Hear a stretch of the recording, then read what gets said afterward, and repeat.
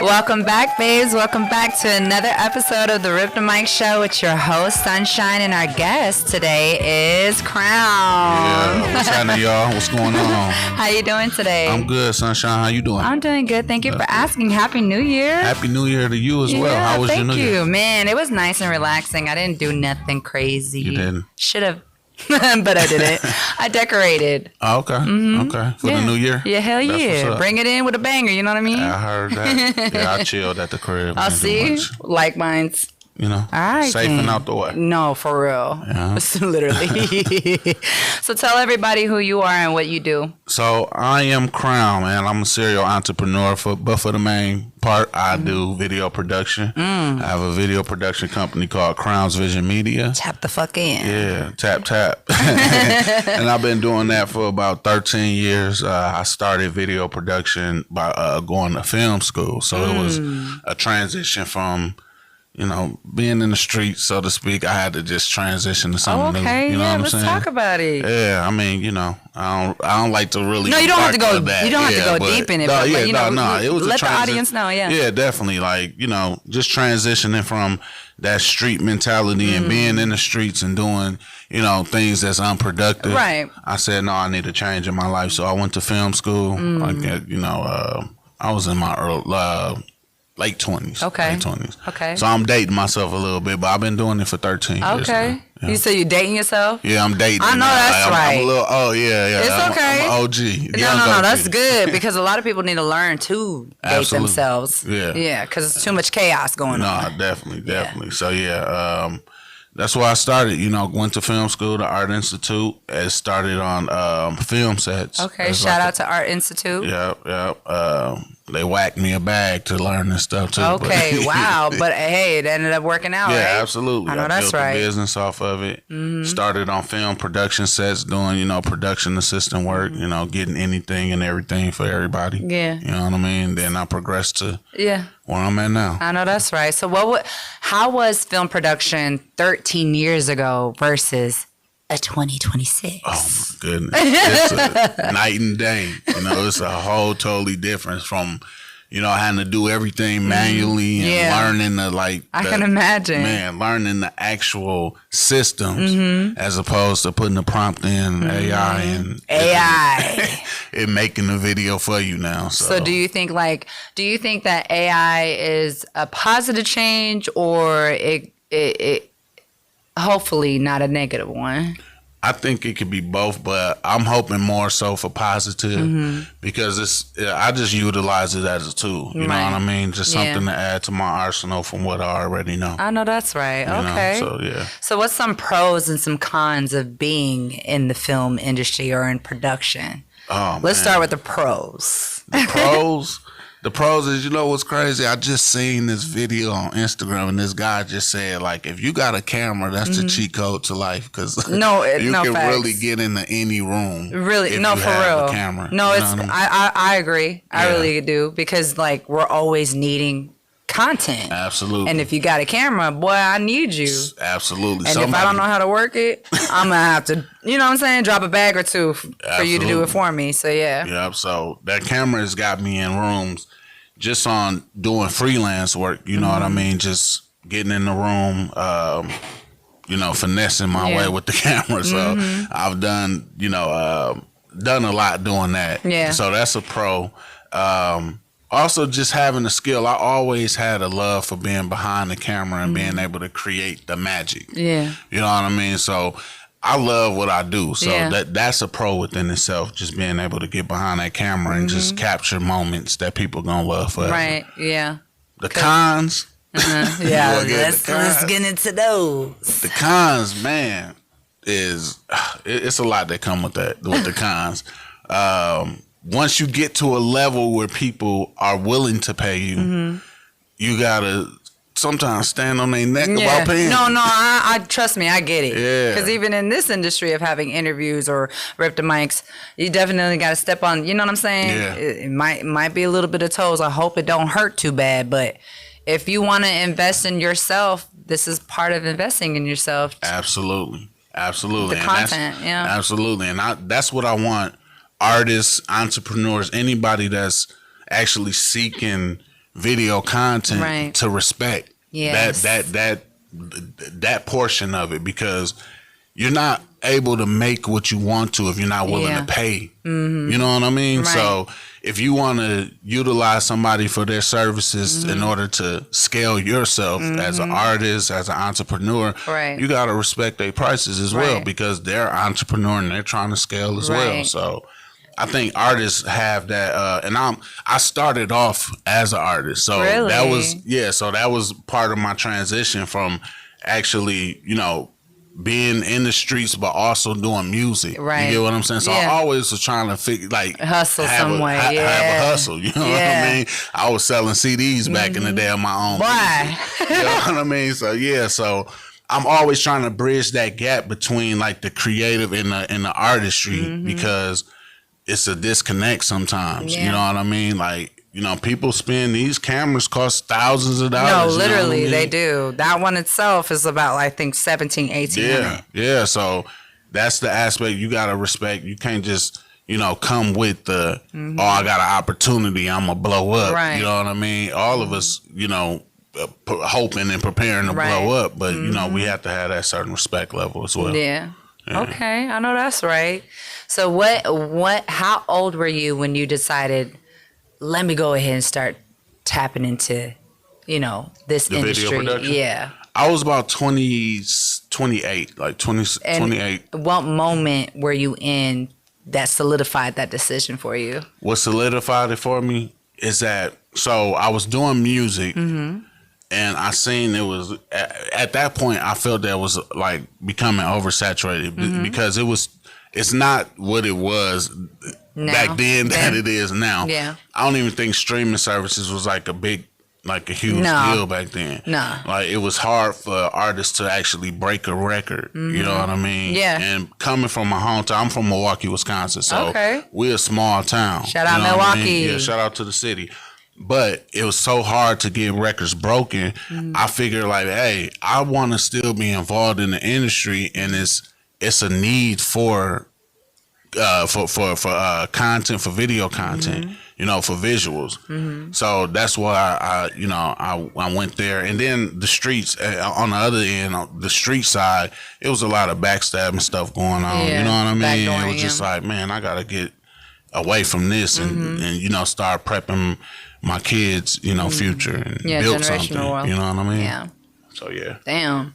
So you said you're from Milwaukee. So what was that lifestyle like? Because Oh, I've heard Milwaukee. some pros and I've heard some cons, but I've never really just lived there. Yeah. You've lived there. Yeah. So what was it like living in Milwaukee? Milwaukee it's a rough town. You know what I mean? It's a rough town. It's a lot of Is it kind of like the belly of the beast? yeah. Yeah. It is. Damn. If somebody ever describes Chicago to you, Milwaukee like they little cousin. I've been.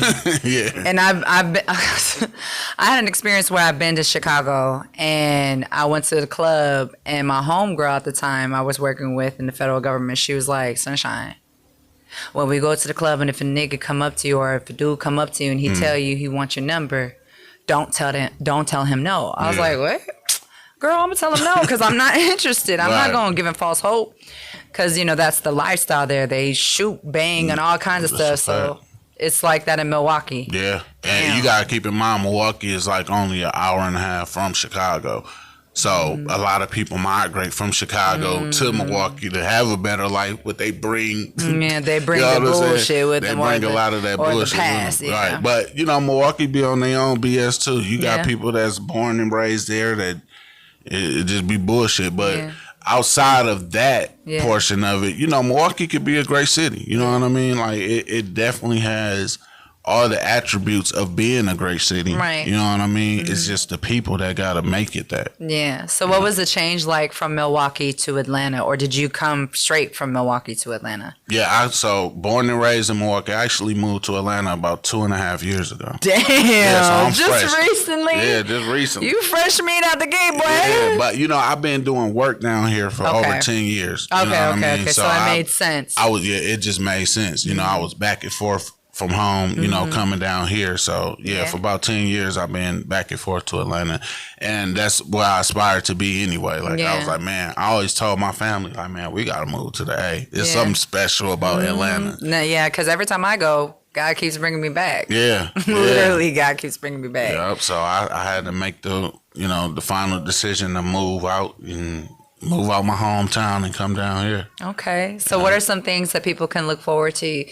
you in 2026? Like what are you bringing to yourself and to the business and to everybody in Atlanta? 2026, I'm all about expansion, execution, and quantum leaps in life. Oh, that's a deep one. You know Quantum leaps. Explain that. The quantum leaps is when you could go from here to way over there with just ounce of information. You know what I mean? So like I said, I transitioned from doing a lot of music videos. I still work with the artist. Yeah. If I like your song. You heard that. But most of my clients right now are entrepreneur-based clients that are like doing content for their business. You know what I mean? It's less of a headache. You know what I mean? We shoot like one day and they get 30 days worth of content. Yeah. You know what I mean? And it's a double pro in the sense because they're paying me to come shoot the content, but I'm also learning from these 7 and 8 figure entrepreneurs how they, you know, what I mean? How they got there, how they got there, how they're creating generational wealth for their families, right? And for the ones that don't want to gatekeep, at least. Exactly, the ones that's not gatekeeping, but I be in rooms where they students paying like $25,000-$30,000 to be in that room. Yeah, nah. You know what I mean? So, but they're getting information. But they're getting double the bread. $100,000 days. You get what I'm saying? Yeah. So it's like it's more than an even exchange. You know what I mean? So, you know, I'm just trying to bridge the gap between the people who don't know this information. Yeah. And the ones and bring them to the light of what needs to be done and how we can start, you know, changing the trajectory of our financial situation in America, period. That's deep. Yeah, so I'm doing it all through video production. I love that. Do you plan on do you offer any trainings or classes or anything like that? Yeah, absolutely. So I just started a school community. Ooh. Yeah, so I'm teaching people how to edit, how to, you know, how to do the work that these clients are looking for. Put the audio with the video, everything. Like from start to finish, and also how to obtain the business funding in order to be able to buy these $3,000 cameras and these $2,000 lights and stuff like that. Yeah. You know what I mean? Because that's not something to just come. You know, you have to stack a lot. You know, put a lot of hours in your in your job to be able to buy this type of equipment. So if you can have a leap and just having your credit together, you know what I mean? You can buy all the equipment you want and start catching some cash flow from whatever you're trying to do in any business, essentially. So what's one piece of advice for anyone that is looking to be a part of an industry that you're in film and production? What's one piece of advice that you would give them? The one was initially starting off, be open to networking. Like Doe, shout out to Doe, man. It's ripped the mic. Shout out to you, big homie Doe. Doe is what he say out there. He said he a dot connector, meaning that he connect dots. Every time I seen Doe, he introducing to me somebody. You know what I mean?